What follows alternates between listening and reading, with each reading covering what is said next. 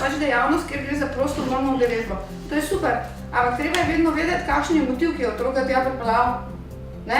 Patološkega narcisa je pripeljal v prostovoljno delo motiv, da je on glavni, in še funkcijo mu ponudite, v kateri naj on bi to delal.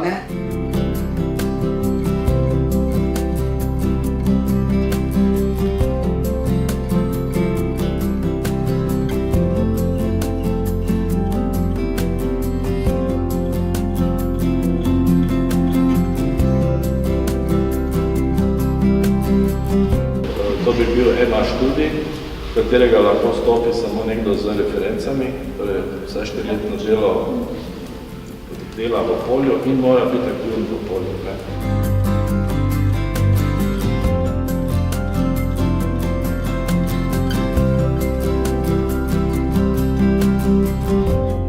To je prednost neformalnega izobraževanja, da je lahko pluralno in da iz te pluralnosti vsi lahko drug drugega bogatimo.